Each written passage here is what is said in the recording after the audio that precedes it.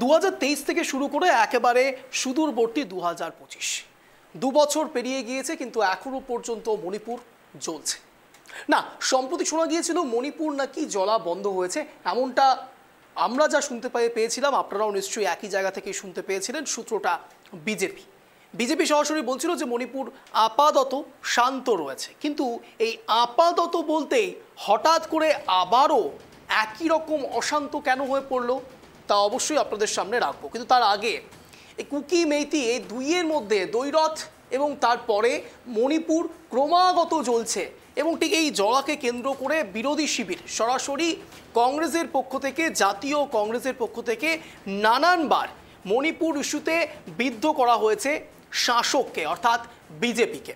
কিন্তু তারপরেও বিজেপির পক্ষ থেকে সেইভাবে কোনো রকম মন্তব্য আসেনি। বলা ভালো, প্রধানমন্ত্রী নরেন্দ্র মোদীও এই বিষয়ে খুব একটা বেশি কথা বলেননি। কিন্তু লোকসভার অন্দরে একেবারে মণিপুর ইস্যুতে যখন ঝাঁঝ বাড়াচ্ছে বিরোধীরা, তখন ঠিক সে জায়গায় আবারও গ্রাউন্ড রুটে মণিপুর একেবারে সংবাদ শিরোনামে। মূলত মেইতির একেবারে লিডারদের, তাদেরকে আবারও অ্যারেস্ট করবার জন্যই তাদের মধ্যে থেকে আগুন জ্বলছে, অন্তত প্রাথমিক সূত্রে এমনটাই খবর পাওয়া যাচ্ছে। কিন্তু প্রশ্ন যখন মণিপুর জ্বলাকে কেন্দ্র করে, তখন একেবারে রুট কজটা আমাদের জানতে হবে, এবং এই রুট কজের দিকেই আপনাদের নিয়েও যাব। কিন্তু এর মাঝে রাজনৈতিক যে গুঞ্জন, সেই গুঞ্জনটা একবার আপনাদের সামনে রাখি। তাহলে এন বীরেন সিং, মণিপুর সিএম, তিনি পদত্যাগ করেছিলেন, এবং পদত্যাগ করবার পরে রাষ্ট্রপতির শাসনও চলেছে। কিন্তু সেই রাষ্ট্রপতির শাসনের মাঝে 30শে এপ্রিল, এই তো সম্প্রতি 1 মাস পেরিয়ে গিয়েছে, এই 30শে এপ্রিল একেবারে কিছুজন মিলে 21 জন বিধায়ক মিলে পৌঁছে গিয়েছিলেন রাষ্ট্রপতির কাছে। কিন্তু প্রশ্ন হচ্ছে কিসের জন্য তারা গিয়েছিলেন? এটা বলতে যে মণিপুর এখন স্টেবল হয়ে গিয়েছে এবং তারা নাকি আবারও নতুন করে শাসন কাজ চালাতে পারে, মণিপুরে আবারও তারা ফিরতে চায়।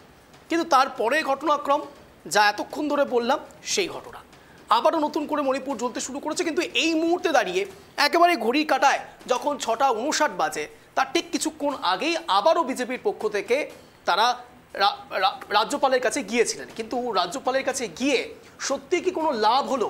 সত্যি কি কোনো সমাধান সূত্র বেরিয়ে এলো? নাকি আবারও সেই 30শে এপ্রিলের মতো ধারাবাহিকতা তারা মেনটেন করেছে, তারা আবারও নতুন করে মণিপুরে ফিরতে চাইছে? দেখুন, শাসকের সিটে বসতে চাইবে, এটার মধ্যে কোনো অপরাধ নেই, যদি কিনা তারা সঠিক শাসন চালায়। আজ আমরা কথা বলবো ঠিক সেই বিষয়কে নিয়ে, যে শাসন কতটা ভালো চলেছে, সুশাসন নাকি কুশাসন, ঠিক কোন জায়গায় দাঁড়িয়ে রয়েছে বিজেপির শাসনতন্ত্র একেবারে মণিপুরের দরবারে। আপনারা সবাই জানেন, বাংলা ইস্যুতে নানানবার এ রাজ্যের বিরোধী শিবির অর্থাৎ বিজেপি ঝাঁজ উঠিয়েছে, চেষ্টা করেছে হিউমিলিয়েট করার, কিংবা বাংলাকে যে কোনোভাবে বোঝানো যে এখানে সঠিক শাসন চলছে না, সুশাসন চলছে না, চালাতে পারছে না রাদার তৃণমূল কংগ্রেসের সুপ্রিমো মুখ্যমন্ত্রী মমতা বন্দ্যোপাধ্যায়। কিন্তু উল্টো দিকে আরও একটা পার্সপেক্টিভ তৈরি হয়েছে, তা হলো মণিপুর ইস্যুতে এই মুহূর্তে দাঁড়িয়ে অস্বস্তিতে রয়েছে বিজেপি। কিন্তু এই অস্বস্তি বাড়ানো আমাদের কাজ নয়, কিংবা তৃণমূল কংগ্রেসের অস্বস্তি বাড়ানোর আমাদের কাজ নয়। আমাদের মূল কাজ সংবাদ মাধ্যমের কর্মী হিসাবে, দায়িত্বশীল সংবাদ মাধ্যমের কর্মী হিসাবে একেবারে রুট কজে যাওয়া, এবং রুট কজ থেকে ঠিক কী ইস্যু বেরিয়ে আসছে, সাধারণ মানুষ কি বলছে, সমস্যা কোন জায়গায়, সেটাই তুলে ধরা, এবং রাজনৈতিক নেতাদের চোখে আঙুল দিয়ে বুঝিয়ে দেওয়ার, এইটা আপনাদের আয়না। এই আয়নাটা একবার দেখুন, সমাজের জন্য কাজটা করুন। নমস্কার, আমি অঞ্জল, আপনারা দেখছেন ট্রাইব টিভি বাংলা। এই মুহূর্তে ঘড়ি কাটা ঠিক সন্ধ্যে 6:57 মানেই আপনারা জানেন ট্রাইব টিভি বাংলায় শব্দের কাটাকাটি, যেখানে শব্দের তীরে জব্দ হয় ইস্যু। আমি একের পর এক প্লেট আপনাদের সামনে রাখছি, বোঝানোর চেষ্টা করছি, যেটা কথা দিয়েছিলাম কিছুক্ষণ আগে, যে মণিপুর ইস্যুর একেবারে রুট কজে যাওয়ার চেষ্টা করব। দেখুন, কেন ফের উত্তপ্ত মণিপুরের মেইতেই সংগঠনের আরামবাই তেঙ্গলের নেতা করণ সিংকে রবিবার সিবিআই গ্রেপ্তার করেছে। তার বিরুদ্ধে 2023 সালে, যখন থেকে এটা শুরু হয়েছে, ঠিক তার বিরুদ্ধে 2023 সালে সহিংসতা উস্কে দেওয়ার অভিযোগ রয়েছে। শনিবার গভীর রাতে তার গ্রেপ্তারের খবর ছড়িয়ে পড়ার পর মণিপুরে সহিংসতা ছড়িয়ে পড়ে। বুঝতেই পারছেন, কিছুক্ষণ আগে আপনাদের বলছিলাম যে মেইতেইয়ের লিডারকে গ্রেপ্তার করার পর থেকে হঠাৎ করে গতকাল রাত থেকে মণিপুর আবারও জ্বলতে শুরু করেছে। এবার মণিপুর সহিংসতা ঘটনা কুকি বনাম মেইতেইকে উপজাতি মর্যাদা দেওয়ার দাবি, এটা কাদের দাবি? মেইতেইদের দাবি। তারপরের প্লেট আপনাদের সামনে রাখছি। দেখুন, মণিপুরের সাম্প্রতিক সংঘর্ষ শুরু হয় 3রা মে 2023-এ। অর্থাৎ গেল বছর ঠিক তার আগের বছর সহিংসতার ঘটনায় মৃত্যু হয়েছে প্রায় 200 জনের অফিসিয়ালি, আহত হয়েছে প্রায় 1100 জন। বুঝতেই পারছেন সংখ্যাটা নেহাত কম নয়। মণিপুরের জনসংখ্যা প্রায় 38 লক্ষ। মেইতেই রয়েছে 53%, নাগা কুকি রয়েছে 40%। মেইতেইয়ের বেশিরভাগই ইম্ফল উপত্যকায় বাস করে, নাগা কুকির বেশিরভাগই পাহাড়ি জেলাগুলিতে বসবাস করে।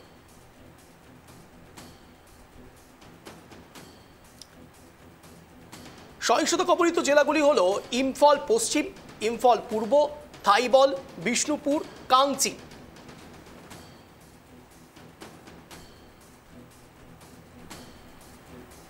মেইতেই গুট, কুকি গুট, মেইতেই লিপুন, কুকি জাতীয় সেনাবাহিনী, অর্থাৎ মেইতেই এবং কুকি গুটে কোন কোন সংগঠন রয়েছে সেটা আপনারা দেখতে পাচ্ছেন। মেইতেই এবং কুকি গুটে কোন কোন সংগঠন? মেইতেই গুটের মধ্যে রয়েছে আরামবাই তেঙ্গল এবং কুকি গুটের মধ্যে রয়েছে কুকি বিপ্লবী সেনাবাহিনী। বুঝতেই পারছেন এনারা নিজেরা একটা আলাদা করে সেনাবাহিনী তৈরি করে রেখে দিয়েছে। মেইতেই গুট পিপলস লিবারেশন আর্মি, কুকি গুটের মধ্যে রয়েছে জমি বিপ্লবী সেনাবাহিনী। মেইতেই এবং কুকি গুটে কোন কোন সংগঠন তা আপনাদের সামনে রাখছি, এক নজরে সেই বিষয়গুলোর দিকে একবার আলোকপাত করুন। মেইতেই গুটের মধ্যে রয়েছে মণিপুর ইন্টিগ্রিটি সমন্বয় কমিটি, কুকি গুটের মধ্যে রয়েছে কুকি ছাত্র সংগঠন।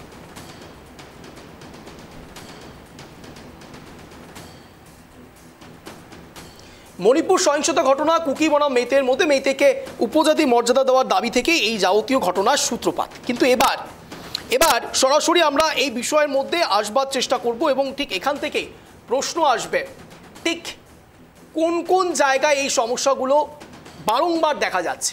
ইম্ফল পূর্ব রয়েছে, ইম্ফল পশ্চিম রয়েছে এবং ঠিক মণিপুরের কোন কোন জেলায় ইন্টারনেট ইতিমধ্যেই বন্ধ করে দেওয়া হয়েছে। এর আগেও হয়েছে, আবারও নতুন করে ইন্টারনেট বন্ধ করে দেওয়া হয়েছে। একবার দেখুন, ইতিমধ্যেই ইম্ফল পশ্চিম যেমনটা বলছিলাম এই জায়গাগুলোতে সমস্যা হচ্ছে, ঠিক সে কারণের জন্য ইন্টারনেট আপাতত বন্ধ করে দেওয়া হয়েছে। আমি একবার এমসিআরকে বলবো লোয়ার তারটা সরিয়ে দেওয়ার জন্য। ইম্ফল পশ্চিম, ইম্ফল পূর্ব, থৌবাল, বিষ্ণুপুর, কাংচি। ভালো করে খেয়াল করুন, ম্যাপটা ভালো করে খেয়াল করুন। এটা একেবারে মণিপুরের এক্স্যাক্ট ম্যাপ আপনাদের সামনে গ্রাফিক্যাল প্রেজেন্টেশন রাখা হচ্ছে, যেখানে আপনারা দেখতে পাচ্ছেন ইম্ফল পশ্চিম, ইম্ফল পূর্ব, থৌবাল, বিষ্ণুপুর এবং কাংচি। এই পাঁচটি জায়গায় মণিপুরের এখনো পর্যন্ত ইন্টারনেট পরিষেবা বন্ধ করে দেওয়া হয়েছে, শুধুমাত্র যেন কোনো রকম ভায়োলেন্স বিভিন্ন জায়গায় না ছড়িয়ে যায়। তার কারণ আপনারা জানেন ভারতের মাটিতে ইতিমধ্যেই বিশেষ করে পাকিস্তানি গুপ্তচরের শেষ নেই। বিভিন্ন ক্ষেত্রে পাকিস্তানি গুপ্তচর বেরিয়ে আসছে। আর ঠিক এই জায়গাতে উত্তর পূর্ব ভারতের দিকে মণিপুর অত্যন্ত ইম্পর্টেন্ট একটি জায়গা। আর ঠিক সে জায়গাতে বিশেষ করে যেন ইন্টারনাল সিকিউরিটি কোনোভাবে নষ্ট না হয়, তাই জন্যই হয়তো সরকারের এরকম প্রয়াস। আমরা জানার চেষ্টা করব ঠিক কী কারণের জন্য ইন্টারনেট বন্ধ করে দেওয়া হয়েছে, কিন্তু আমাদের সামগ্রিকভাবে যেটা মনে হয়েছে অন্তত সম্ভাব্য এই বিষয়টি থাকতে পারে। আরও কতগুলো বিষয় আপনাদের সামনে রাখছি, দেখুন।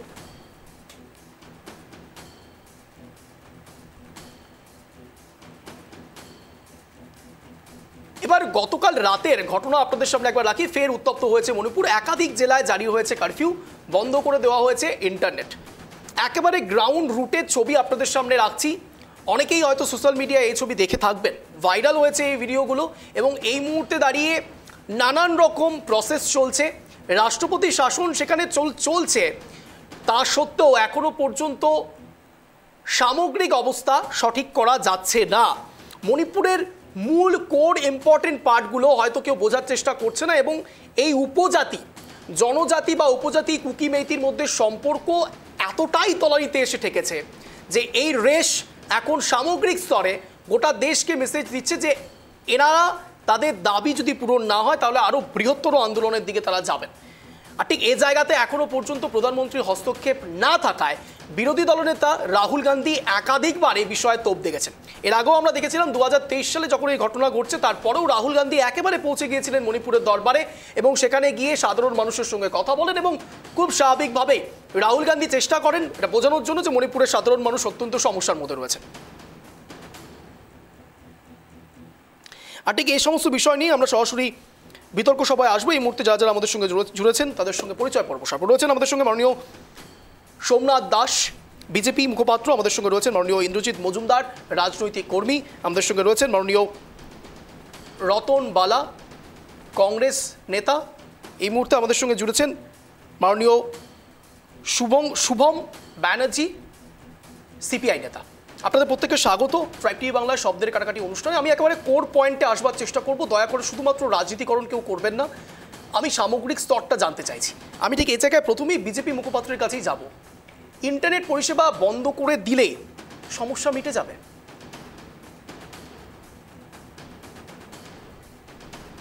আনমিউট করুন প্লিজ। শোনা যাচ্ছে, অনেক আস্তে শোনা যাচ্ছে আপনার কথাটা। হ্যাঁ বলুন বলুন। মণিপুরের বিষয়টা হচ্ছে আজকে নতুন নয়, এটা দীর্ঘকালের বিষয়। প্রথমত ওখানে যে সমস্যাগুলো, মেন সমস্যাগুলো, ওখানে বিপুল পরিমাণে ধর্মান্তরিত চলেছে। বিভিন্ন খ্রিস্টান সংগঠনগুলো ওখানে ধর্মান্তকরণ করে চলেছে ওখানে। এর মধ্যে চীনের হাত থাকতেই পারে। এর মূল লক্ষ্য হলো উত্তর পূর্ব ভারতকে ব্যস্ত রাখা।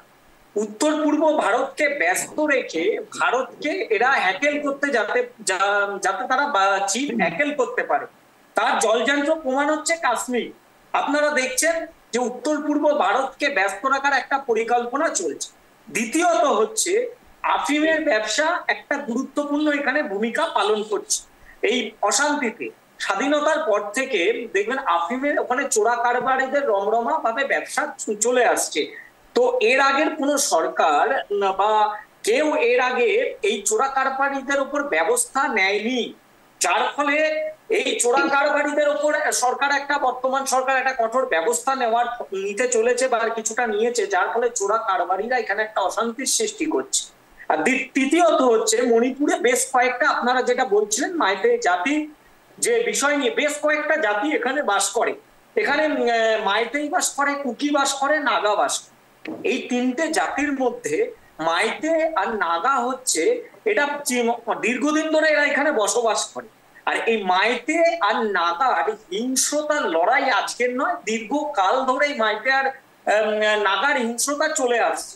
এবার এদের হিংস্র যুদ্ধ লড়াই যাতে থামানো যায়, তার জন্য ব্রিটিশরা একটা বার্মা থেকে আরো একটা উপজাতি কুকিকে এখানে প্রবেশ করালো, যাতে এদের মধ্যে ঝুটঝামেলা থেমে যায়, মানে যাতে এখানে ঝঞ্ঝাট না হয়।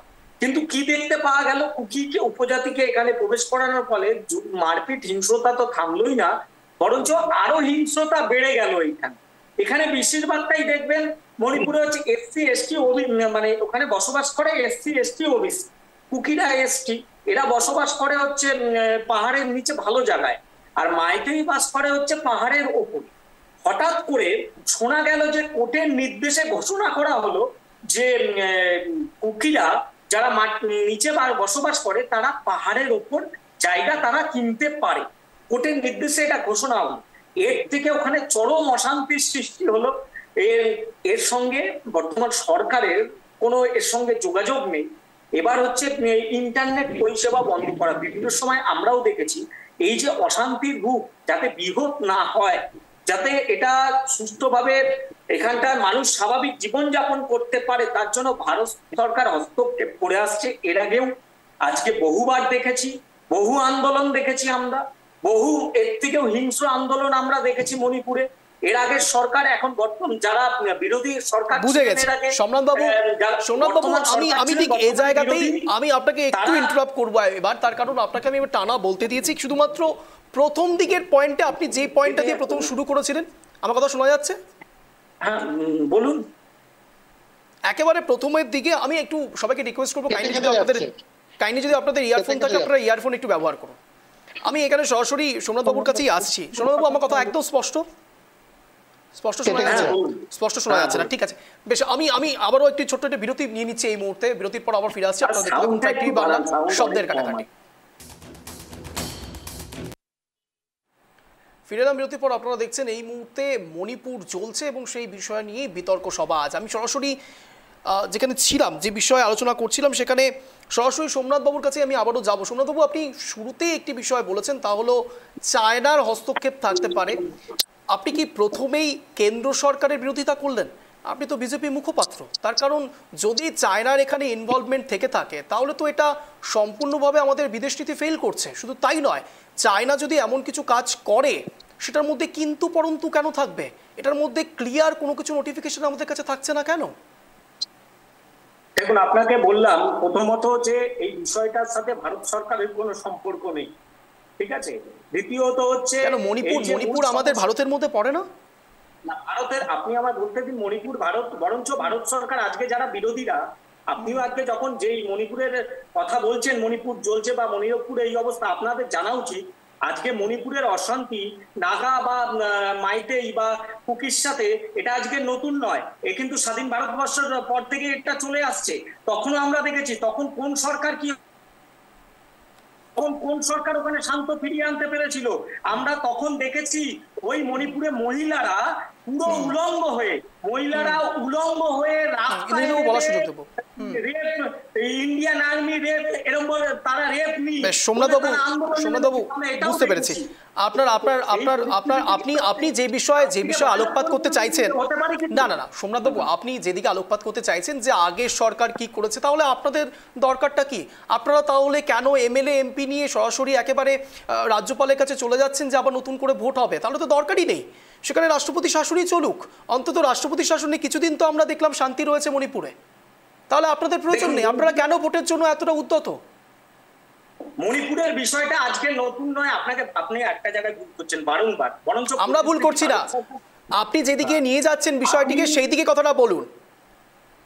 আপনাকে আমি বলছি এর সঙ্গে সরকারের কোনো বিষয় নেই। সরকার, ভারত সরকার, আপনাকে এখানেও বলেছি, এইখানে একটা কারণ হচ্ছে আফিমের ব্যবসা রমরমা ভাবে চলিয়ে এসেছে। বর্তমানে সরকার আসার পর এই চোরা কারবারিদের ওপর হস্তক্ষেপ করার পর চোরা কারবারিরা এখানে একটা অশান্তি সৃষ্টি করছে। আর এই যে আপনার কংগ্রেস সরকারদের সাথে খ্রিস্টানদের একটা লিজ নেওয়া দীর্ঘদিনের, তাদের প্রতি একটা বিষয় আছে। এই যে ধর্মান্তরকরণ চলে আসছে, এই বিষয়গুলো দীর্ঘদিন ধরে চলে আসছে। এই রোগ সারাতে গেলে এর থেকেও ভয়ানক পরিস্থিতি হয়েছে মণিপুর, তার দিকেও আমরা বলছি ভারত সরকার নরেন্দ্র মোদীর উপর আস্থা রাখুন, মণিপুরকে আমরা আবার সঠিক জায়গায় ফিরিয়ে নিয়ে আসবো। সেটা কবে? 2 বছর সময় লেগে গেল, তাও এখনো পর্যন্ত মণিপুর শান্ত হচ্ছে না।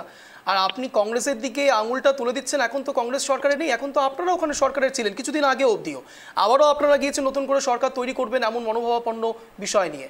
তাহলে আপনি যদি প্রথমেই জ্বর সর্দি হয় না, সেটাকে যদি আপনি চলে যান ডাক্তারের কাছে, খুব সামান্য খরচায় খুব তাড়াতাড়ি আপনার সেরে যাবে।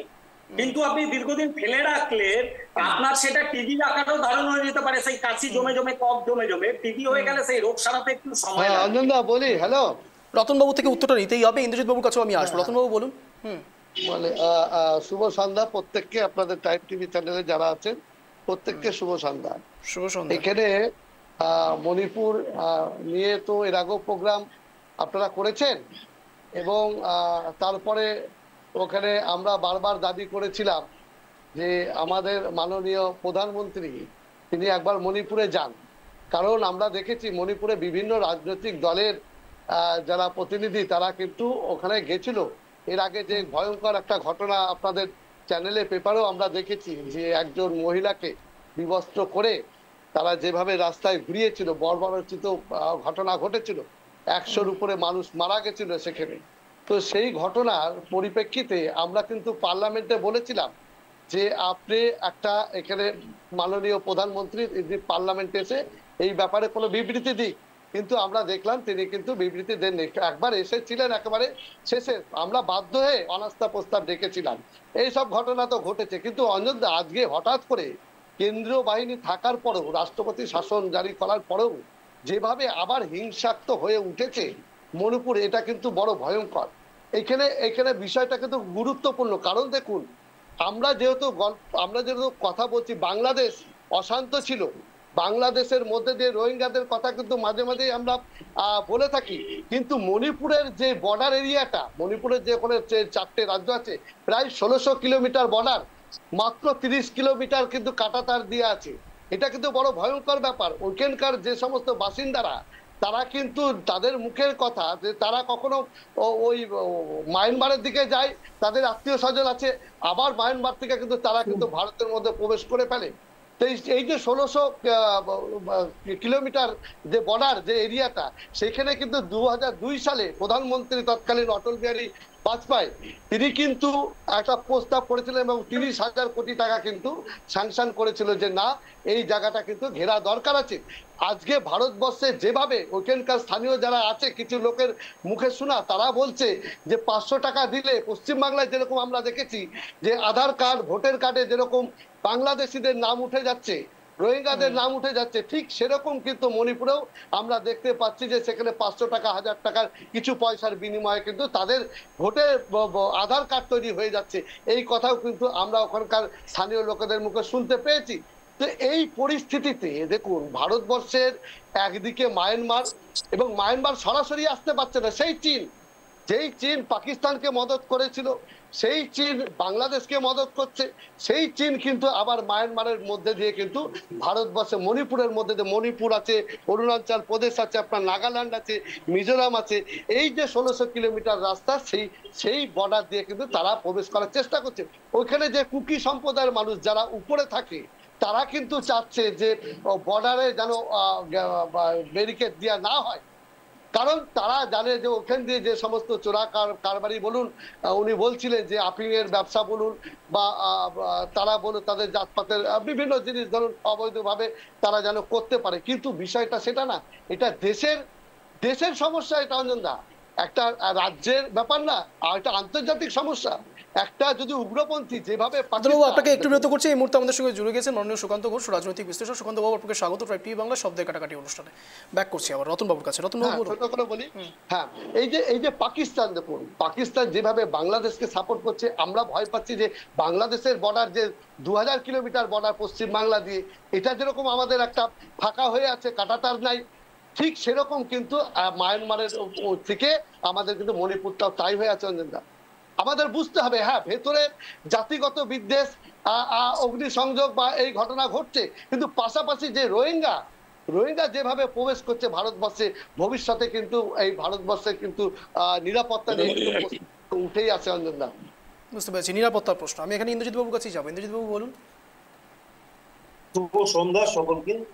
তা আমরা দেখলাম যেটা 2 বছর অতিক্রান্ত হতে চলল। হ্যাঁ সত্যজিৎ দা, 2023 সালে 23 বুঝতে পারছো? অঞ্জন শোনা যাচ্ছে? হ্যাঁ ইন্দ্রজিৎ বাবু বলুন। শোনা যাচ্ছে? শোনা যাচ্ছে? হ্যাঁ বলুন। আচ্ছা, আমরা দেখলাম যেটা যে double engine shotgun triple problem সমস্যায় জর্জরিত হয়ে পর্যবসিত হয়েছে। তার কারণ আমরা কতগুলো নাটক মঞ্চস্থ হতে দেখলাম। মুখ্যমন্ত্রী বীরেন সিং সেই সমস্যা থেকে বেরোতে পারলেন না।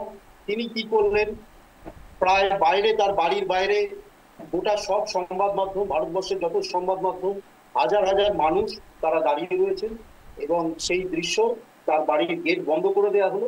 5 মিনিটের মধ্যে তিনি নাকি ইস্তফা দিচ্ছেন, এই খবর ঘটে গেল।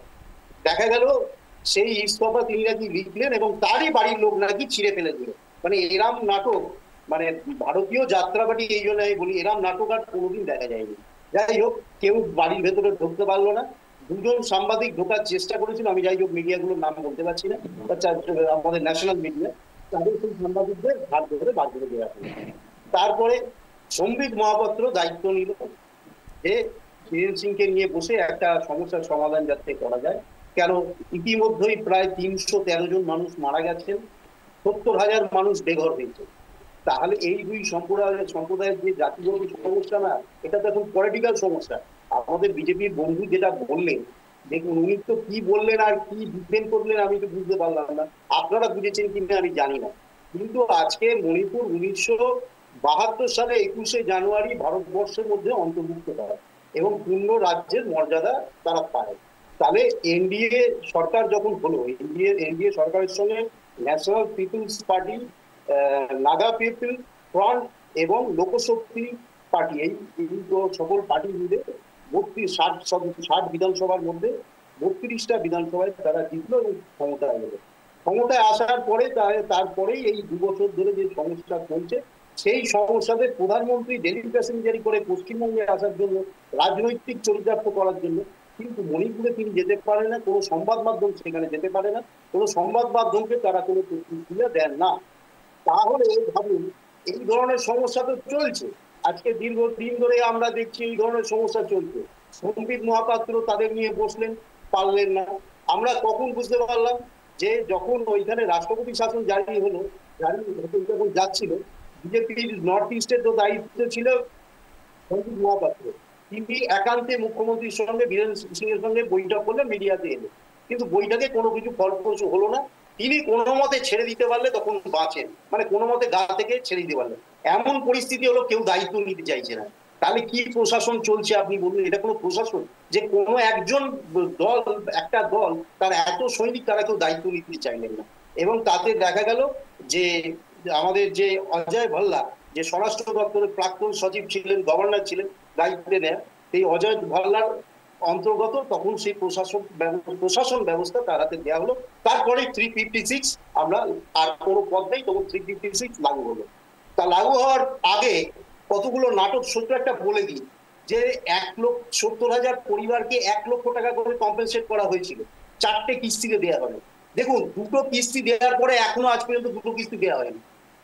তাহলে এনারা কি সরকার চালাচ্ছেন?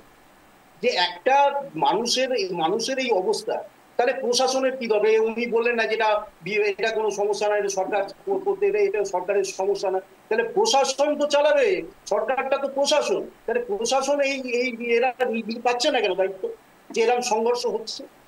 আমার প্রশ্ন তো শুধু সেখানেও নয় ইন্দ্রজিৎ বাবু, আমার প্রশ্ন শুধু সেখানেও নয়। আমার প্রশ্ন হচ্ছে প্রশাসন হোক বা বিশেষ করে সরকারের কথা যদি আমি বলি, বীরেন সিং তিনি পদত্যাগ করছেন, তারপরেও তো তারা এমপি এবং এমএলএ নিয়ে যাচ্ছেন যে ভোটটা হবে। না না, আমি সেটা বলছি না, আমি বলছি আমি নাটকের কথা একটু একটা দিকে সাইড করে রাখছি। আমার প্রশ্ন হচ্ছে এমপি এমএলএ সবাই মিলে একসঙ্গে গিয়ে আবারও নতুন করে তারা দল নিয়ে একসঙ্গে দল ভারী করে তারা বলছেন আবার সরকারে আসবেন, তাহলে এটাও তো এক প্রকার নাটক হয়ে যাচ্ছে। আবার নাটক হবে তো, দেখবেন সামনেই আবার একটা নাটক হতে চলেছে। কিন্তু আমাদের আশ্চর্য লাগে, আমাদের প্রধানমন্ত্রী, আমার সত্যি আশ্চর্য লাগে যে এত বড় ঘটনায় এত মানুষ মারা যাচ্ছে, বহু মানুষ বেঘর হয়ে পড়ে রয়েছে, তারপরে একটা মাত্র 1 লক্ষ টাকা কম্পেনসেট গরিব মানুষগুলোর জন্য, দুটো সম্প্রদায়, সেই গরিব মানুষদের জন্য 1 লক্ষ টাকা কম্পেনসেশনটা পর্যন্ত দিতে পারছে না। আপনি এত কিছু ফলাও করছেন, এত অনুষ্ঠান করছেন, এত বলছেন আমরা এত কাজ করছি, তো মানুষগুলোকে বাঁচানোর প্রচেষ্টা করবে না একটা সরকার? বেশ বেশ বেশ বেশ, আমি এখানেই শুভম বাবুর কাছে যাব। শুভম বাবু, আনমিউট করুন প্লিজ, বলুন। বিজেপির ভিত্তি হচ্ছে বিভাজনের রাজনীতি। জাতের নামে বিভাজন, ধর্মের নামে বিভাজন না থাকলে, না করলে বিজেপি টিকে থাকতে পারে না। আমাদের রাজ্যে পশ্চিমবঙ্গেও দেখেছি এই বিগত বছরগুলোতে বিজেপির শক্তি বৃদ্ধির সাথে সাথে কিভাবে সাম্প্রদায়িক হিংসা বেড়েছে, ধর্মের নামে বিভাজন বেড়েছে। ঠিক একইভাবে মণিপুরে যবে থেকে বিজেপির শক্তি বৃদ্ধি পেয়েছে, কারণ আগে মণিপুরে কংগ্রেস সিপিআই এর মতো দল তারা শক্তিশালী ছিল, তারা সরকারে ছিল। যবে থেকে বিজেপির শক্তি বৃদ্ধি হয়েছে তবে থেকে এই জাতের নামে বিভাজনের রাজনীতির ফলেই এই জাতিগত হিংসা, সেই জাতিগত হিংসা বৃদ্ধি পেয়েছে। দ্বিতীয়ত যেটা সবাই বলছেন, এটা তো ফ্যাক্ট, সেটা হচ্ছে নরেন্দ্র মোদী প্রধানমন্ত্রী, তিনি গোটা বিশ্বে ঘুরে বেড়াতে পারছেন, কিন্তু একবারও তিনি মণিপুরে যাবার সময় পান না। এর কারণ কি মণিপুরে মাত্র 2খানা লোকসভা আসন হওয়া? এর কারণ কি মণিপুরের 40% ট্রাইবাল পপুলেশন হওয়া? কারণ আমরা জানি বিগত দিনে এই বিজেপির নেতৃত্বে দলিত আদিবাসীদের উপর অত্যাচার কিভাবে বৃদ্ধি পেয়েছে। এই বিজেপি আরএসএস দলিত আদিবাসী মানুষকে কি নজরে দেখে? তারা দলিত শিশুকে কুকুরের সাথে তুলনা করেছে, তারা দলিত মহিলাকে রাস্তায় নগ্ন করে পিটিয়েছে। দলিত হওয়ার কারণে কেন গুজরাটের নীলেশ কেন উচ্চ বর্ণের দোকানদারের ছেলেকে বেটা বলে সম্বোধন করেছে? সেই কারণে নীলেশকে পিটিয়ে মারা হয়েছে। শুভম বাবু, আপনি দলিতদের কথা বলছেন, তাহলে দলিতদের কথা বলতে গেলে তো এস জয়শঙ্করের নিশ্চয়ই একেবারে সম্প্রতি একটি এক্স হ্যান্ডেলের পোস্ট নিশ্চয়ই আপনি দেখতে পেয়েছেন। কেরালাতে একটি ছবি নিশ্চয়ই দেখেছেন, একজন দলিত মানুষকে কিভাবে ভালো করে বেল দিয়ে ধরে কিভাবে অত্যাচার করা হয়েছে, সেক্ষেত্রে কি বলবেন? বিষয়টা হচ্ছে একটা ঘটনা ঘটা এবং তার সঙ্গে সঙ্গে তার বিরুদ্ধে ব্যবস্থা নেওয়া, সেটা একরকম। আর কি ব্যবস্থা নেওয়া হয়েছে কেরালাতে, সেক্ষেত্রে কি ব্যবস্থা নেওয়া হয়েছে লাগাতার কেরালাতে, সেক্ষেত্রে কি ব্যবস্থা নেওয়া হয়েছে শুভম বাবু? কেরালায় যখনই এই ধরনের হিংসা ঘটেছে, কিছুদিন গত পরশুদিন পর্যন্ত এই ধরনের যে বিভাজন তা করার চেষ্টা করা হয়েছে, বিজেপি ফ্ল্যাগ নিয়ে করেছে।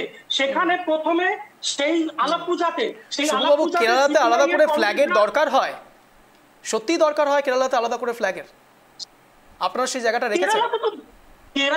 ফ্ল্যাগের দরকার হয় বলতে কি বলতে চাইছেন বলুন? আপনি বললেন যে ইতিমধ্যেই যে বিজেপি ফ্ল্যাগ নিয়ে নানান রকম কিছু করছে। কেরালার ক্ষেত্রে যে ঘটনাগুলো বারংবার সামনে আসে তার ম্যাক্সিমাম ক্ষেত্রেই দেখা যায় সেটা অনেকটাই ঊর্ধ্বে, এই যাবতীয় সাম্প্রদায়িকতার অনেক বেশি ঊর্ধ্বে, দলিতদের উপর সেখানে নানান ক্ষেত্রে অত্যাচার হচ্ছে।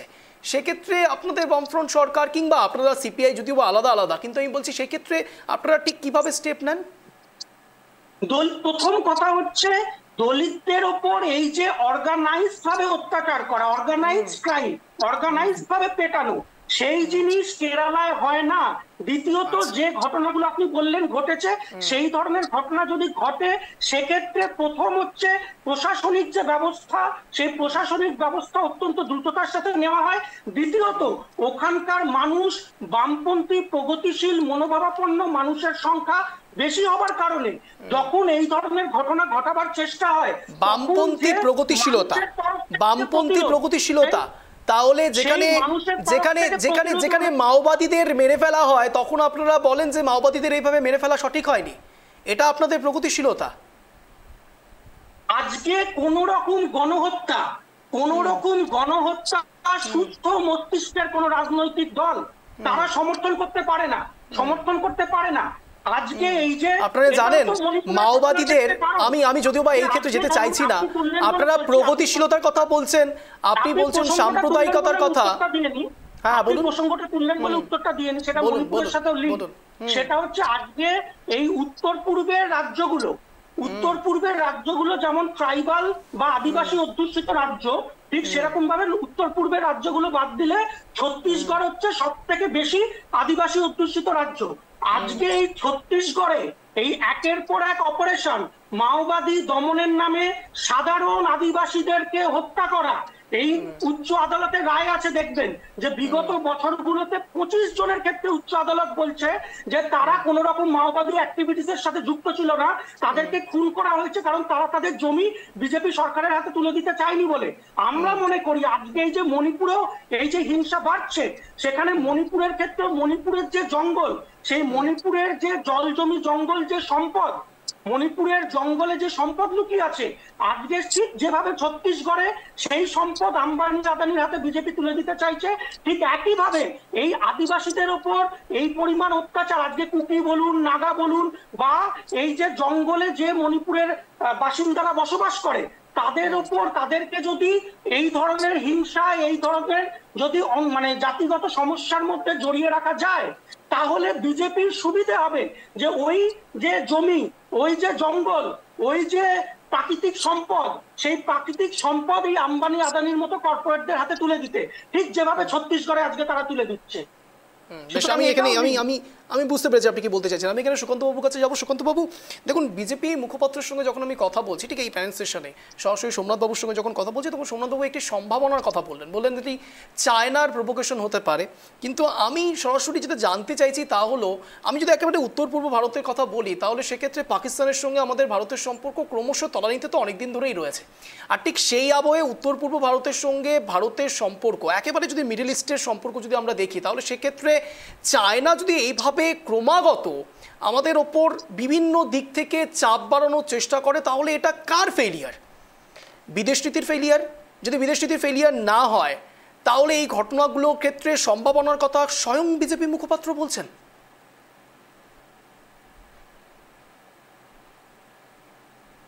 শোনা যাচ্ছে আমাকে স্পষ্ট? বলুন। দেখো, উত্তর পূর্ব ভারত নিয়ে সবচেয়ে বড় সমস্যা একটা আনপ্রেডিক্টেবল জায়গা কিন্তু করে রাখার, মানে কেন সেভেন সিস্টার্সকে দেখার মতো মন এবং দেখার মতো জায়গা কিন্তু বারবারই কেন্দ্রীয় সরকার রাখে, আমি দেখেছি। কারণ এই উত্তর পূর্ব ভারত নিয়ে কিন্তু কংগ্রেস সরকারকেও দেখেছি বিগত কালে, এবং আমাদের জানি যে আন্তর্জাতিক ক্ষেত্রেও ভৌগোলিক ভাবেও এই উত্তর পূর্ব ভারতের রাজ্যগুলি অবস্থান অত্যন্ত গুরুত্বপূর্ণ। কিন্তু বারবার এই জায়গাগুলোতে যখন জাতিগত রাজনৈতিক সংঘাত মাথাচাড়া দিয়ে ওঠে, এবং তুমি জানো হয়তো মণিপুরে মীরা পাইবি নামে একটা মহিলাদের একটা সংগঠন রয়েছে যারা বিশ্বব্যাপী নারী ক্ষমতায়ন, কারণ একসময় আমরা জানি মণিপুর এই সব জায়গাগুলো যে অশান্ত ছিল, সেখানে সিআরপিএফ থেকে শুরু করে পুলিশ বাহিনীর যে অত্যাচার সেটাও কিন্তু তারা ভোগ করেছে, এর জন্য কিন্তু মীরা পাইবি তৈরি হয়েছে। সুতরাং আমি এটাই বলতে চাইছি যে তারা কিন্তু তাদের নিজস্ব জাতিসত্তা এবং তাদের অধিকার মানে জন্য যুদ্ধ করছে। এবং কুকি এবং মৈথি এই যে সংঘাতটা, এই সংঘাতটা কিন্তু শুধুমাত্র রাজনৈতিক সংঘাত নয়, এটা জাতিগত সংঘাতও রয়েছে। এর মধ্যে যুক্ত যে তুমি যেটা বলছো, বিদেশি বিভিন্ন রাষ্ট্রের কিন্তু মানে প্রভোগ করছে, কারণ তারা তো এই জায়গাটা নেবে অঞ্জন। সেখানে বিদেশ নীতির ক্ষেত্রে কাকে দেখতে হবে? কেন্দ্রীয় সরকারকে দেখতে হবে। এবং তুমি কিন্তু বারবার এটা আমি বলতে চাই যে বারবার বিদেশ নীতির ক্ষেত্রে আমরা দেখছি যে 56 ইঞ্চি কত কিছু বলা হচ্ছে, কিন্তু সেই বিদেশ নীতি কিন্তু অনেক জায়গায় ফেলার হয়েছে। আমি গতকালও তোমাকে বলেছি যে কিছু বিদেশ নীতির সফলতা রয়েছে এবং কিছু ক্ষেত্রে ব্যর্থতাও রয়েছে। না হলে নিরাপত্তা পরিষদে আমাদের এই অবস্থা হয় না, যেখানে পাকিস্তান সবচেয়ে বেশি গুরুত্বপূর্ণ জায়গা পেয়ে যায় সন্ত্রাস দমনে। এবং হাস্যকর বিষয়, তালিবান বিষয়ক আলোচনা বা তালিবান কে পরবর্তীতে বিশ্ব কিভাবে দেখবে তালিবানি শাসনকে, সেখানেও পাকিস্তানের গুরুত্ব রয়েছে।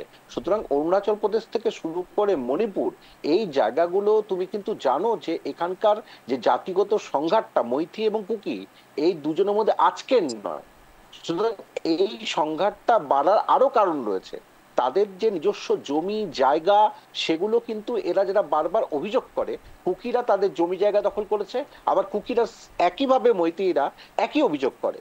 এবং আজকে দেখো এদের কতটা বিভৎস এদের আন্দোলন, এদের হাতে পেট্রোলের মানে জলের বোতলে পেট্রোল ভরে এরা কিন্তু নিজেদের মানে পিছপা হয় না, নিজেদের জন্য সুইসাইডিয়াল টেন্ডেন্সি এদের কাছে বিশাল। মানে এদের কাছে জাতিসত্তাটা, মানে এই জাতিসত্তাটা আমার তো টেনশন অন্য জায়গায়, আমার চিন্তাটা অন্য জায়গায়। তা হলো মণিপুরের এই 38 লক্ষ মানুষ, এবং সেই মানুষের মধ্যে যদি ক্রমাগত এইভাবে সংখ্যাটা কমতে থাকে, তাহলে আখিরে লাভটা কার?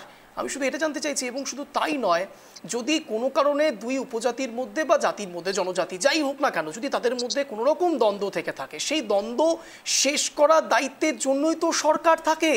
তাহলে এতদিন ধরে সরকার দুই জাতির মধ্যে সম্পর্কটাকে একটি স্টেবিলিটির জায়গায় কেন আনতে পারবে না? দেখো এই সম্পর্কটা এত সহজও নয় তুমি যেটা বলতে চাইছো। তবে এটাও কিন্তু ঘটনা যে প্রধানমন্ত্রী কিন্তু মণিপুর যখন বারবার জ্বলছে, বিরোধীরা বারবার যখন অভিযোগ করছে, তার একবার অন্তত মণিপুরে যাওয়া প্রয়োজন ছিল, কারণ তার প্রধানমন্ত্রীর অবস্থানটা একটা গুরুত্বপূর্ণ। কিন্তু তুমি যেটা তোমাকে আমি এটাই শেষ কথা বলবো যে তারা কিন্তু সুইসাইড করতেও পিছপা হচ্ছে না, কারণ তাদের কাছে কোনোভাবে ঢুকিয়ে দেওয়া হয়েছে যে মৈথিরা যে কোনো ভাবে কুকিদের নিজস্ব জায়গা সম্পত্তি অধিকার দখল করতে চাইছে এবং তারা থানায় আক্রমণ করছে। তাহলে পুলিশ প্রশাসনের নিরাপত্তাও তো নেই, কারণ রাষ্ট্রপতি শাসন চলছে অঞ্জন। রাষ্ট্রপতি শাসনের ক্ষেত্রে তুমি কিন্তু কোনোভাবেই বলতে পারো না যে আটোসাটো নিরাপত্তা নেই। সেই জায়গায় দাঁড়িয়ে তাদের কন্ট্রোল করা যাচ্ছে না, এবং কন্ট্রোলটা দূরে থাক, এরা তো আদি জনজাতি, এদের সঙ্গে কেন বসে আলোচনা করা যাচ্ছে না? যেখানে চায়না থেকে শুরু করে অন্যান্য বিদেশি রাষ্ট্র এরপরে কোনোদিন মধ্যস্থতা করতে আসতেই পারে, বলতেই পারে আপনারা পারছেন না, আমরা করব, কারণ এটা অত্যন্ত মানে ডিফিকাল্ট। আমি বারবার বলছি এই দুটো জনজাতির তাদের নিজস্ব সংস্কৃতি, নিজস্ব জায়গা, নিজস্ব অধিকার, এটা তারা ধরে রেখেছে। এবং মণিপুরি মধ্যে আরেকটা আছে বিষ্ণুপ্রিয়া মণিপুরি, এবং বিষ্ণুপ্রিয়াদের ল্যাঙ্গুয়েজ তারা বাংলা বলে এবং তাদের অ্যালফাবেট অফ বাংলা, তাদেরকে কিন্তু মৈথিরা স্বীকৃতি দেয় না। সুতরাং মানে তুমি যদি নর্থ ইস্টকে দেখো, ইউনিটি ইন ডাইভার্সিটির প্রতিভূ। সুতরাং উত্তর পূর্ব ভারত কিন্তু যে কোনো সময় জ্বলে উঠতে পারে, তার ফল কিন্তু ভুগতে হবে ভারতবর্ষকে। কারণ আমি আবারও বলছি যে আমাদের চায়না কিন্তু আনপ্রেডিক্টেবল, চায়না যে কোনো ভাবে উত্তর পূর্ব ভারতে সমস্যা তৈরি করতে পারে। ইভেন বাংলাদেশ, হাস্যকর এই জায়গাটা যে মোহাম্মদ ইউনূস পর্যন্ত উত্তর পূর্ব ভারত নিয়ে কথা বলতে এমন জায়গায় চলে এসেছেন। তাহলে উত্তর পূর্ব ভারতকে আমরা যদি আলাদা ডেভেলপমেন্টের আঙিনে আনতে চাই, ডেভেলপমেন্ট চলবে, প্রধানমন্ত্রী ভিজিটটা ছিল অঞ্জন। আমি একেবারে অন্তিম প্রশ্ন দিকে যাবো। আমরা প্রত্যেককে 1 মিনিট করে স্ট্যান্ড পয়েন্ট রাখার সুযোগ দেবো। আমি প্রথম সুযোগ দেবো সরাসরি ইন্দ্রজিৎ বাবুকে। ইন্দ্রজিৎ বাবু, আপনার 1 মিনিট সময় শুরু হচ্ছে এখন, আনইন্টারাপ্টেড, বলুন। হ্যাঁ, এই যে 29টি উপজাতি আমাদের ইম্ফলে মণিপুরে বসবাস করছে, 29টি উপজাতি, তার মধ্যে মৈতিকে তপশিলি উপজাতি হিসেবে কোর্ট যখন তাদেরকে স্বীকৃতি দেয়, তারপর থেকেই এই কুকি সম্প্রদায় এরা এই সম্প্রদায় মিলে প্রায় 4 থেকে 5টা সম্প্রদায় এর মধ্যে জড়িত। এখন ঘটনা হচ্ছে যে এই আগ্নেয়াস্ত্রগুলো আসতে গেছে, তাদের কাছে আধুনিক আগ্নেয়াস্ত্র থেকে শুরু করে যদি প্রশাসন থাকতো, কোনো গদি মিডিয়ার কোনো খবর দেখাচ্ছে না আজ 2 বছর ধরে, এত খবর দেখাচ্ছে, অথচ এই মানুষ এইভাবে মারা যাচ্ছে, কিভাবে মহিলাটিকে নৃশংসভাবে, আমার বলতেও লজ্জা করে কি অবস্থা ওইখানকার, সেই পরিস্থিতিতে কোনো মিডিয়া খবর দেখাচ্ছে না। তাহলে আজকে এই যে ভারতবর্ষের এই যে অবস্থা, তার জন্য দায়িত্ব আজকে ডাবল ইঞ্জিন সরকার। তারা তো আজকে যে সমস্যায় পর্যবেসিত হয়েছে তো বলতেই হবে। আজকে সপ্তাহান্তে আমরা দেখলাম যে ভিপিএন এবং এগুলো সহ ইন্টারনেট বন্ধ করা হলো 5টি জেলায়, ইম্ফল পূর্ব, ইম্ফল পশ্চিম, চৌপাল, কাঞ্চি এবং বিষ্ণুপুর।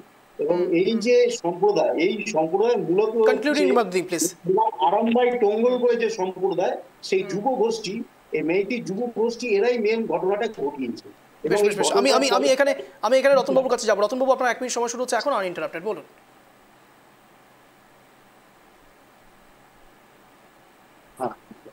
হ্যাঁ অঞ্জন দা, দেখুন, আমরা জাতীয় কংগ্রেসের পক্ষ থেকে বারবার বলেছি, আমাদের নেতা অধীর রঞ্জন চৌধুরী যখন পার্লামেন্টের বিরোধী দলনেতা ছিল, তখন তিনি পার্লামেন্টের ভেতরে বলেছিলেন যে যেভাবে হস্তিনাপুরে দ্রৌপদীর বস্ত্রহরণ করা হয়েছিল, রাজা ধৃতরাষ্ট্র অন্ধ ছিল, ঠিক সেভাবে আমরা দেখতে পাচ্ছি এখনো রাজা অন্ধ, এবং মণিপুরে কিন্তু সেভাবে মেয়েদের উপরে তাদেরও বস্ত্রহরণ করা হয়েছে।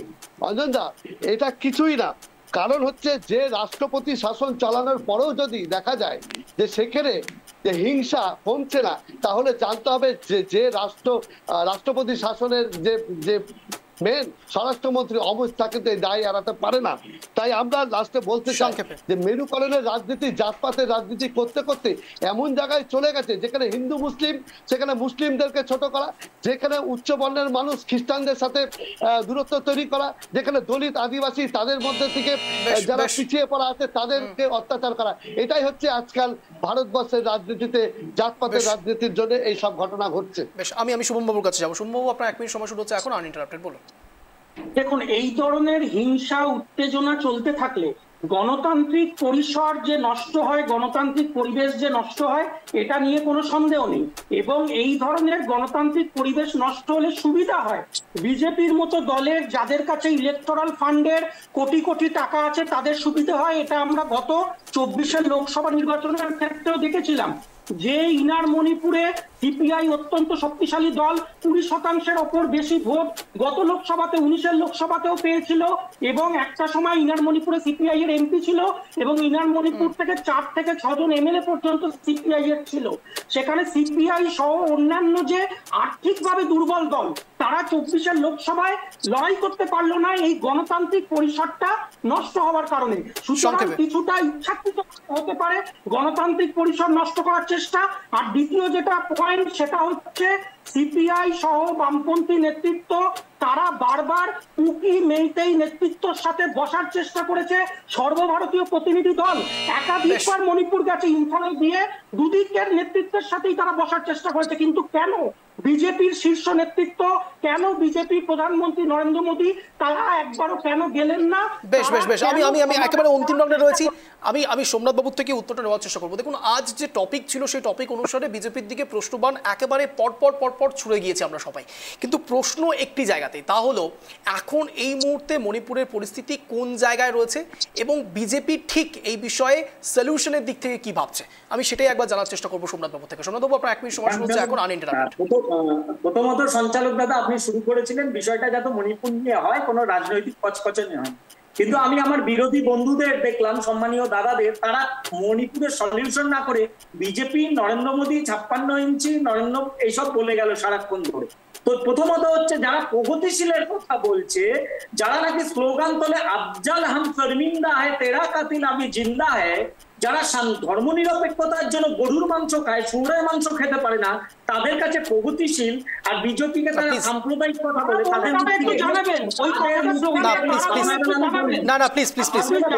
শুভম বাবু আনইন্টারাপ্টেড সেশন, প্লিজ বলতে দিন। চুপ করতে শুনো, আপনাদের কথা মানুষ শোনে না, যাদের কথা মানুষ শোনে না please please uninterrupted session. Shubham Babu please বলার সুযোগ দিন, শুভম বাবু বলার সুযোগ দিন প্লিজ, আনইন্টারাপ্টেড সেশন, নাহলে বিসিআর কে বলবো আপনারা ফেয়ার ডাউন করতে। শুভম বাবু বলুন। তারা দেয় জানেন, দেখুন এদের কাছ থেকে মানুষ বিসিআর শুভম বাবুর ফেয়ার ডাউন করুন। সাম্প্রদায়িকের কথা বলছে। আবার ইন্দ্রজিৎ বাবুরা বললো ডবল ইঞ্জিনের সরকার গড়েছে, 10 বছরে কি হয়েছে। আমি বারংবার বলছি, মণিপুরের ঘটনা কিন্তু আজকের এই সমস্যা আজকের নয়। তাহলে বিজেপি ওনারাই স্বীকার করছে 10 বছর বিজেপি ওখানে 10 বছর ক্ষমতা ধরেছে, 2 বছর বিজেপি ওখানে ক্ষমতা ধরে রেখেছে। তাহলে এই সমস্যা হচ্ছে স্বাধীনতার পর থেকে। তাহলে স্বাধীনতার পর থেকে যারা বসেছিল তারা কি করেছে? তারা বেশ আমি একেবারে অন্তিম লগ্নে রয়েছে, আমি এখানে সুকান্ত বাবুর কাছে যাব। সুকান্ত বাবু, বুঝতে পেরেছি। সুকান্ত বাবু আপনার 1 মিনিট সময় শুরু হচ্ছে এখন আনইন্টারাপ্টেড। ইন্দ্রজিৎ বাবু আমি আর সময় দিতে পারছি না, সো সরি। সুকান্ত বাবু বলুন। দেখো এখানে কিন্তু বিজেপি কংগ্রেস করার কথা নয়, এখানে কথা হচ্ছে কুকি এবং মৈথি, এদের কথা ভাবতে হবে যে কুকিরা মূলত তুমি জানো খ্রিস্টান নাগারা, কিন্তু এবার এদিক থেকে মৈথিরা কিন্তু বেসিক্যালি হিন্দু, এবং সেই জায়গায় দাঁড়িয়ে তাদের ব্রিটিশরাই কিন্তু ডিভাইড এবং রুল করে রেখেছিল। কিন্তু পরবর্তীকালে তপশিলি উপজাতি এই স্ট্যাটাসটা দেবার যে পরে কুকিরা ভয় পেয়ে যায় যে মৈথিরা সব দখল করে বসবে, তাদের জমি, তাদের সম্পত্তি। এই যে ভয়টা, এই ভয়টাতে কিন্তু কেন্দ্রীয় সরকার বের করে আনতে পারে কুকিদের, কারণ কুকিরা কিন্তু সংখ্যায় কম, মৈথিরা অনেক বেশি, কিন্তু সেই জায়গায় তারা কিন্তু ভয় পাচ্ছে যে তাদেরকে যদি এই স্ট্যাটাসটা দেওয়া হয় তারা অনেক বেশি সম্পত্তি ভাগ করে নেবে, এবং যারা নেতৃত্বে রয়েছে তারা এই ভুল বোঝাচ্ছেন, মিসগাইড হচ্ছে।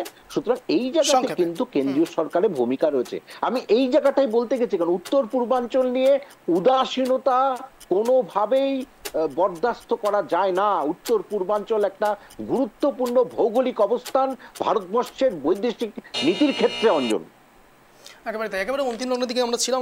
আপনাদের প্রত্যেককে অনেক ধন্যবাদ ট্রাই টিভি বাংলা আসার জন্য, শব্দের কাটাকাটি অনুষ্ঠানে যোগদান করা। পিসারকে বলবো প্লিজ ফ্রেমগুলো চেঞ্জ করবে না। আমি যে কথা বলতে চাইছি তা হলো, আপনাদের প্রত্যেকের মনে থাকবে চার্চিলের কথা। একসময় একেবারে ইংরেজের কথা তুললেন সুকান্ত বাবু, সেই সময় ঠিক চার্চিল বাবু সরাসরি ইন্ডিয়াকে এক প্রকার চ্যালেঞ্জ করে বলেছিলেন যে আপনারা কোনোদিনও সংবিধানটাই বানাতে পারবেন না। কারণটা কি জানেন? তার কারণ নাকি এখানে এত ডাইভার্সিটি, এত মানুষকে নাকি খুব স্বাভাবিকভাবে মন রক্ষা করা যাবে না। করেছিলেন মতিলাল নেহেরু থেকে শুরু করে একেবারে জওহরলাল নেহেরু, গান্ধীজি, প্রত্যেকে একত্রিত হয়ে অনেক কিছু করে গিয়েছেন। কিন্তু প্রশ্ন যখন একেবারে গ্রাউন্ড রুটের, মৈতেই বলুন কিংবা কুকি বলুন, যদি আমরা নিজেদের মধ্যে এইভাবে দ্বন্দ্ব করতে থাকি, কোনো সরকারের পক্ষে এটা সম্ভব হবে না যে আমাদের এই সমস্যা মিটিয়ে দেওয়ার। দয়া করে হাত জোর করে অন্তত ট্রাইব টিভি বাংলার পক্ষ থেকে এই মেসেজটা দেওয়ার চেষ্টা করব প্রত্যেকটি জনজাতিকে, শুধুমাত্র জনজাতি নয়, দেশের প্রত্যেকটি মানুষকে বার্তা দেওয়ার চেষ্টা করব আপনারা একত্রিত হয়ে থাকুন। গৃহযুদ্ধ যদি লাগে তাহলে চায়না অনেক বড় প্রমাণ পরবর্তীকালে ঠিক কি হয়েছিল। তাই দয়া করে গৃহযুদ্ধে নিজেদেরকে আবদ্ধ করবেন না, বেরিয়ে আসুন এখান থেকে। আপনাদের প্রত্যেককে অনেক ধন্যবাদ। আর এরকমই টান শো দেখার জন্য প্রতিদিন ঠিক সন্ধ্যে 6:57 নজর রাখুন ট্রাইব টিভি বাংলায় শব্দের কাটাকাটিতে, যেখানে শব্দের তীরে জব্দ হয় ইস্যু। নমস্কার।